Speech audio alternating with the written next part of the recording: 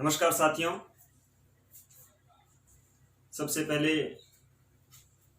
हमने वर्ण विचार माहेश्वरी सूत्र किए थे। माहेश्वरी सूत्रों के बाद में हमने वर्ण विचार का टॉपिक कंप्लीट किया था। उसी कड़ी में आज उच्चारण स्थान करेंगे, लेकिन आपके लिए एक सूचना भी है कि कल से एक व्याकरण की वीडियो और इसके अलावा एक शिक्षण विधियों का चैप्टर है वो करेंगे, ताकि व्याकरण भी साथ साथ में चलता रहेगा और एक शिक्षण विधि है वो भी आपके साथ साथ में चलती रहेगी। इसीलिए कल वीडियो जरूर देखें। अब देखो, हम करते हैं उच्चारण स्थान। उच्चारण स्थान क्या चीज होती है, उच्चारण स्थान किन्हें कहते हैं, उच्चारण स्थान कितने होते हैं। तो सीधी सी बात है, उच्चारण स्थान आप किन्हें कहेंगे? उच्चारण स्थान इन्हें कहेंगे जहां से हम उच्चारण करेंगे। तो कहने का मतलब हो गया, हम जब भी उच्चारण करते हैं, उच्चारण करते समय जो भी अपने मुख से वायु बाहर निकलती है, उच्चारण करते समय जब वायु अपने मुख से बाहर निकलती है, वो जिस जिस भाग से टकराती है, वो मुख के जिस जिस भाग से टकराती है, वही उच्चारण स्थान कहलाते हैं। यानी उच्चारित करते समय, बोलते समय जब उच्चारण करते हैं, जब जब वायु जिस जिस स्थान से टकराएगी वो स्थान है, वो कौन सा स्थान कहलाएगा? आपका उच्चारण स्थान कहलाएगा। अब देखते हैं उच्चारण स्थान कितने होते हैं। पाणिनि उच्चारण स्थान है वो कितने माने हैं? सामान्यतः उच्चारण देखा जाए तो उच्चारण स्थान कितने होते हैं? केवल और केवल 7 होते हैं। आरपीसी सेकंड ग्रेड परीक्षा 2010 में एक बार प्रश्न पूछ लिया था कि उच्चारण स्थान कितने होते हैं। उसमें 7 ऑप्शन था, 8 ऑप्शन नहीं था। तो उच्चारण स्थान कितने होते हैं? 7 होते हैं। सामान्य तौर पर अगर उच्चारण स्थान पूछ रहे तो कितने होते हैं? 7। कौन कौन से? नंबर 1 कंठ है, कंठ के बाद तालु है, तालु के बाद मुर्दा है, दंत है, ओष्ठ है, नासिका है और जिह्वा है। अब इनका एक क्रम भी है। क्रम कौन सा? कि अपने उच्चारण करते समय सारी की सारी जो वायु है वो अपने इस मध्य प्रदेश में कैद है। इस मध्य प्रदेश का यहाँ पे मतलब हो गया उदर में अपने वायु है वो सारी की सारी कैद है। जैसे ही हम कोई भाव व्यक्त करेंगे, शब्द बोलेंगे तो उधर से वायु उठेगी और सबसे पहले वो टकराएगी कहां से? हृदय से। तो महर्षि पाणिनि ने 8वां जो उच्चारण स्थान माना है वो किसको माना है? हृदय को उच्चारण स्थान माना है। जो आपको संस्कृत में उरय भी मिल सकता है, उरस भी मिल सकता है, यानी इसको जोड़ दे तो 7 एक हो गए, हृदय या उरय या उरस। 8वां उच्चारण स्थान ये हो गया। तो पाणिनि के अनुसार उच्चारण स्थान कितने होते हैं? 8 होते हैं। सामान्यतः उच्चारण स्थान 7 होते हैं। अब मान लो परीक्षा में प्रश्न आ गया कि उच्चारण स्थान कितने होते हैं, सीधा प्रश्न आ गया, उसमें आपको 8 ऑप्शन नहीं दिया हुआ है, 7 ऑप्शन दिया हुआ है, तो वो प्रश्न आपका 7 उत्तर उसका सही माना जाएगा। अगर ऐसे दिया हुआ कि उच्चारण स्थान कितने हैं, उसमें अगर 7 ऑप्शन नहीं दिया हो तो 8 ऑप्शन को सही माना जाएगा।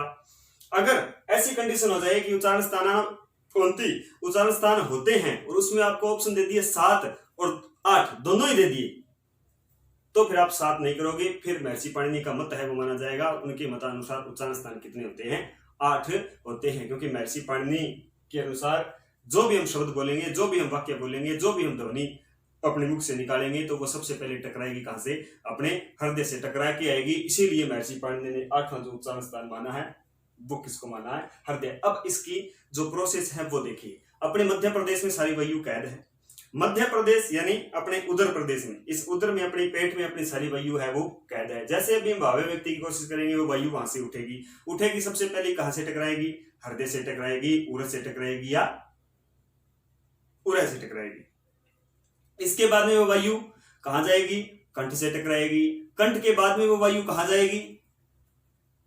कंठ के बाद में वो वायु टकराएगी सीधे के सीधे ऊपर तालु से। तालु के बाद में नीचे आएगी, आपके मुर्धा से टकराएगी। मुर्धा का मतलब जैसे जो मसूड़े होते हैं उनको मुर्धा बोला जाता है। उसके बाद में अपने जिह्वा से टकराएगी। जिह्वा से टकराने के बाद में दंतों से टकराएगी।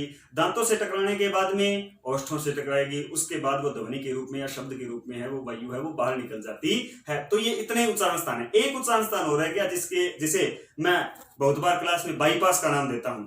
एक बाईपास रह गया, वो बाईपास है अपना नासिका।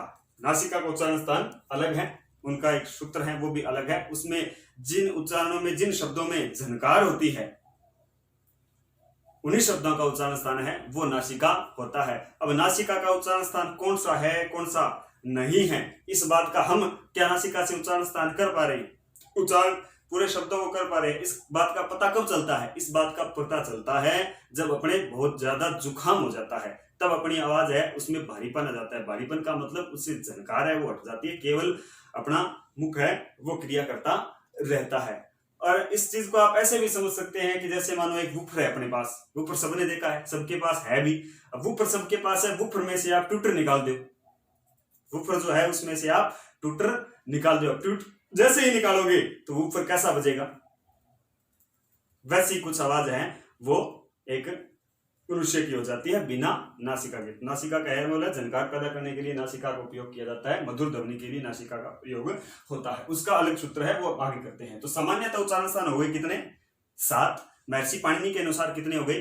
8। अगर दोनों ही कंडीशन हो 7 और 8 दोनों ऑप्शन हो तो अपने को करना पड़ेगा 8, फिर 7 नहीं करनी। देखते, सबसे पहला सूत्र है इसके जो टोटल सूत्र है वो 11 है उच्चारण स्थान के। उसमें से सबसे पहला है आपका अकुह विसर्जन या नाम कंठ है। ये आपको याद करने पड़ेंगे, और ये याद कर लोगे तो एक बात श्योर है कि हिंदी में जो उच्चारण स्थान है वो आपका गलत नहीं हो सकता, क्योंकि हिंदी में और संस्कृत में जो उच्चारण स्थान है वो बिल्कुल सेम है। और दोनों ही टॉपिक हिंदी में, इधर लैंग्वेज में, हिंदी लैंग्वेज में भी और संस्कृत लैंग्वेज दोनों में ये उच्चारण स्थान टॉपिक है वो लगता है। तो संस्कृत का याद कर लोगे तो हिंदी का अपने आप ही हो जाएगा, याद करने की आवश्यकता नहीं। इसको कैसे याद करोगे? बोल बोल के याद करोगे। जिसे हम वीडियो में जाएंगे तो सहस्वर वाचन कहेंगे, तो इसको बोल बोल के याद करो। कैसे? जैसे अकुह विसर्जनिया नाम कंठ, इचु यसा नाम तालु, ऋतु रसानाम मूर्धा, ऋतु लसानाम दंता, नाम औष्टौ, यम गणनम नासिका, यम गणनम नासिका। ये उच्चारण भी गलत है, यम गणनम नासिका उच्चारण गलत है। इसको कैसे बोलोगे? इसको बोलोगे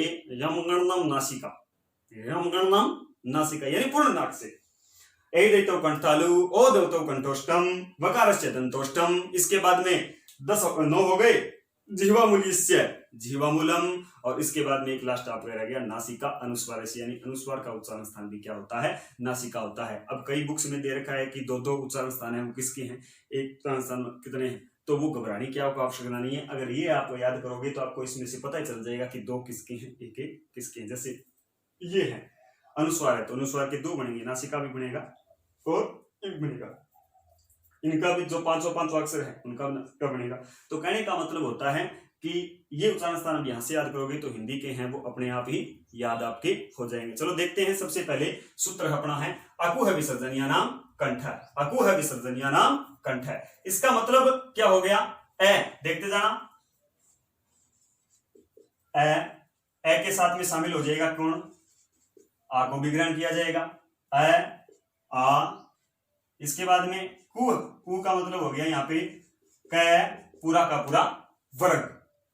इसके बाद में है, इसके बाद में आपका हो गया विसर्ग, यानी अ आ क वर्ग है और विसर्ग। इनका उच्चारण स्थान क्या होता है? कंठ होता है। अब कंठ से जो उच्चारित होंगे उन वर्णों को आप क्या कहोगे? कंठ्य, सीधी सी बात है। तो इनको आप क्या कहोगे? कंठ्य वर्ण। इनको आप क्या कहोगे? कंठ्य।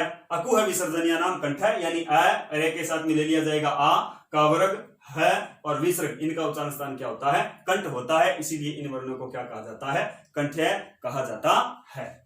इचु यसानाम तालु। अब ये सीरीज है वो चल पड़ेगी, वर्णमाला जिस पर इन चीजों पर आधारित है। जैसे ई आ के बाद में क्या आता है? ई छोटी और ई बड़ी आ जाएगी। इसके बाद में यहाँ पे हमने क्या वर्ग ले लिया, तो चू का मतलब यहाँ पे क्या हो गया? च वर्ग। इसके बाद में य, इसके बाद में स आदि का उच्चारण स्थान क्या होता है? तालु। अब तालु से उच्चारण स्थान हो उच्चारित होंगे, इसलिए ये वर्ण है वो क्या कहलाएंगे? आपके तालव्य वर्ण कहलाएंगे। इसके बाद में ऐसे ही ऊ को छोड़ दिया इसने, और री चाहे छोटी हो चाहे बड़ी हो। इसके बाद में यहाँ पे च वर्ग आ गया, यहाँ पे ट वर्ग। इसके बाद में ये यहाँ पे आ गया, आगे रे, ये से आ गया तालव्य से, ये श। इनका उच्चारण स्थान जो होगा वो क्या होगा? आपका मूर्धा। इनका उच्चारण स्थान क्या होगा? मूर्धा, जिसे हम साधारण भाषा में मसूड़े कहते हैं। ऋतु लसानाम दंता। अब देखो एक चीज और है यहाँ पे, हमारे ऋषि मुनियों को कितना ज्ञान था, इस बात से अंदाजा लगाया जाता है कि वास्तव में क्या ये उच्चारण स्थान सही है, क्या ये वास्तव में उच्चारण स्थान सही है। तो आप गौर करना और बैठ करके ध्यान से इनको बोलना, तब देखोगे कि जैसे ही आप चाय बोलोगे, जैसे ही आप चाय बोलोगे तो जिह्वा है वो झट से ऊपर चली जाएगी और तालु से स्पर्श करके आएगी। च छ ज, जिह्वा है वो तालु से स्पर्श करके आएगी, इसलिए इनका उच्चारण स्थान क्या है? तालु है। ये उच्चारण स्थान बोलोगे ट ठ, यानी तालु जो है उससे थोड़ा सा आगे, यानी मसूड़ों के बिल्कुल पास में स्पर्श करेगी, इसीलिए इनका उच्चारण स्थान क्या है? मुद्दा है। इसके बाद में उपबुद्ध्यमान्य नाम औष्ठौ, यानी ऋतुलसा नाम दंता, री के बाद में लरी। इसके बाद में टैवर्ग है, टैवर्ग के बाद में टैवर्ग आ गया, ये आ गया, रे आ गया, यहाँ पे क्या आ जाएगा? ल। इसके बाद में स आ गया, श आ गया, और यहाँ पे क्या आ जाएगा? आपका स। इनका उच्चारण स्थान है वो क्या हो जाएंगे? दंत। इसीलिए इन वर्णों को आप क्या कहोगे? दंत्य वर्ण कहा जाता है। इन वर्णों को आप क्या कहोगे? दंत्य वर्ण कहा जाएगा। तो लरी, टैवर्ग। अब देखो यहाँ पे कैवर्ग आ गया, इसके बाद में चैवर्ग आ गया, इसके बाद में टैवर्ग आ गया, इसके बाद में क्या आ गया? टैवर्ग आ गया। तो ये इसके बाद में यहाँ पे ये आ गया, रे आ गया, ले, ये पूरी सीरीज आ गई। स आ गया, श आ गया और स आ गया। इन वर्णों को आप क्या कहोगे? दंत्य। इधर को मूर्धन्य, तालव्य और कंठ। जो जहां से उच्चारण स्थान बनता है, जो जहां से उच्चारित होगा उन्हीं वर्णों को उनका नाम दे दिया जाता है। ये तालु से उच्चारित होते हैं इसलिए तालव्य आ गया, मूर्धा से उच्चारित होते हैं मूर्धन्य कह दिया गया, और दंतों से उच्चारित होते हैं तो ये इनको दंत्य कह दिया गया। कोई दिक्कत ही नहीं है। उपबुद्ध्यमान्य नाम, इसमें उ छोटा हो बड़ा हो, इसके बाद में पैवर्ग, और आपका कौन सा वर्ग हो गया? जो भी है पैवर्ग। इनको आप क्या कहोगे? ओठों से उच्चारित हो रहे हैं, इसलिए इनको आप क्या कहोगे? ओष्ठ्य। इन वर्णों को आप क्या कहोगे? ओष्ठ्य। इसके बाद में यम गणनम नासिका, प्रत्येक वर्ग का पंचम अक्षर है, उनका उच्चारण स्थान क्या हो गया? नासिका। यह है, मैं है, अंगा है, अणे है, न है, इन का उच्चारण स्थान क्या हो गया? आपका नासिका। इसलिए इन वर्णों को आप क्या कहोगे? नासिक्य। इन वर्णों को आप क्या कहोगे? नासिक्य कहोगे। ए दैतव कंठ तालु। अब यहाँ पे देखो सोचने वाली बात आएगी, ए और ऐ, ए एवं ऐ। अब इनके उच्चारण स्थान इसने कितने दिए हैं? 2 दिए हैं। 2 देने का एक कारण है, ऐसे नहीं दिए इसने, क्योंकि ये ए है, ये कैसे बना? ए और ई से। ए का उच्चारण स्थान क्या है? कंठ है। ई का उच्चारण स्थान क्या है? तालु है। इसलिए इन दोनों का उच्चारण स्थान मिलकर के क्या हो जाएगा? कंठ तालु। कंठ तालु पे इनको बोल सकते हो। ओ, ये ओ और ये औ। अब इनका इसने क्या दिया है? कंठोष्ठ। ओ कैसे बना है? ए प्लस उ से, यानी कंठ और उ का उच्चारण स्थान ओठ, इसलिए इनको क्या कर दिया गया? कंठोष्ठ कर दिया गया। इसके बाद में वकारस्य दंतोष्ठम, यह वह का जो उच्चारण स्थान है वो क्या हो गया? दांत और ओष्ठ। ये हो गए कितने? 9। अब इसके अलावा 2 और शेष बच गए इसके, वो कौन से?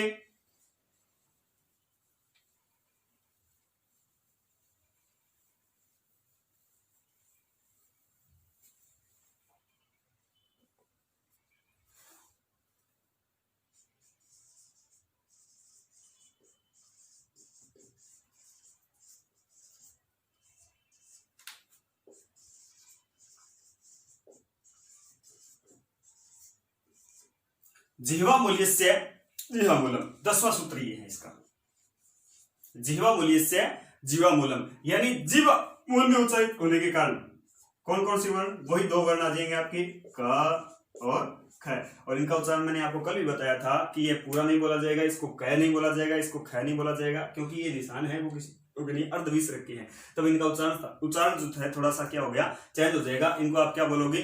क। इनको आप क्या बोलोगे? ख क ख, यानी अर्धविसर्ग की तरह। इसके बाद में लास्ट आपका 11वां,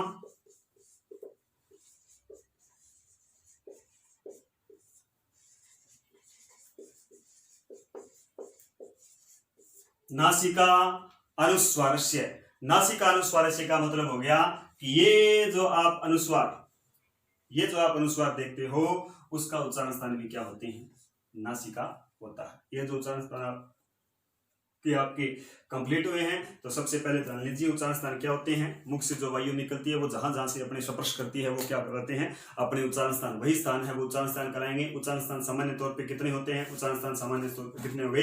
5 और 2 7 होते हैं। इसके अलावा महर्षि पाणिनि ने उच्चारण स्थान 8 माने हैं, तो जो कौन सा माना है, हृदय माना है। महर्षि पाणिनि का मानना है कि जो भी वायु आएगी वो टकरा के कहां से आएगी, हृदय से टकराएगी। अब से कर दोगे सर कि आप तो उदर को यानी पेट को भी उच्चारण स्थान माना था, तो ऐसा नहीं होता, क्योंकि पेट अपना भंडार ग्रह है। भंडार ग्रह का मतलब उसमें वायु सारी की सारी अपनी क्या है, कैद है। इसके बाद में पहला सूत्र अपना था अकुह विसर्जनीय नाम कंठ है। अकुह विसर्जनीय नाम कंठ का मतलब था कैवरग है, विसर्ग इत्यादि का उच्चारण स्थान क्या है, कंठ है, और इनको आप क्या कहोगे, कंठे कहोगे। दूसरा था इचुया सनाम तालु, यानी ई चवरग और ये और स इनका उच्चारण स्थान क्या होगा, तालु, इनको तालव्य कहोगे। फिर ऋतु रषणा मूर्धा री टैवरग र स इनका उच्चारण स्थान क्या हो गया, ये मूर्धा, इनको मूर्धन्य कहोगे। उसके बाद में ऋतु लसानाम दंता, इसी प्रकार से उपबुद्ध्यमानीय नाम ओष्ठौ, यमगण नाम नासिका, यानी यमगण प्रत्येक वर्ग का पंच जो अक्षर है इनका उच्चारण स्थान क्या होगा, नासिका होगा।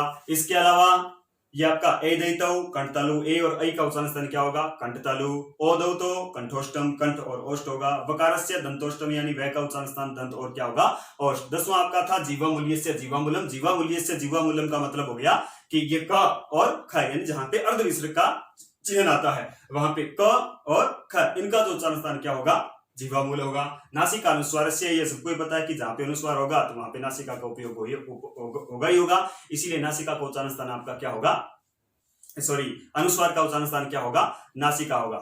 ये उच्चारण स्थान आपके कंप्लीट हुए। अब कल से एक वीडियो आएगी शिक्षण विधियों की और एक इधर से आ जाएगी व्याकरण की, यानी जैसे ही आपकी शिक्षण विधियां कंप्लीट होगी व्याकरण की वीडियो है वो वापस अपने बढ़ा देंगे। और मैं थोड़ा सी प्लानिंग ये भी कर रहा हूं कि व्याकरण की और ये इसकी संस्कृत की शिक्षण विधियों के साथ साथ में हिंदी के शिक्षण मेथड हैं उनकी भी वीडियो आपके लिए प्रोवाइड कराऊं, ताकि आपको ज्यादा से ज्यादा फायदा हो। आज के लिए इतना ही, धन्यवाद। जयतु संस्कृतम जयतु भारतम।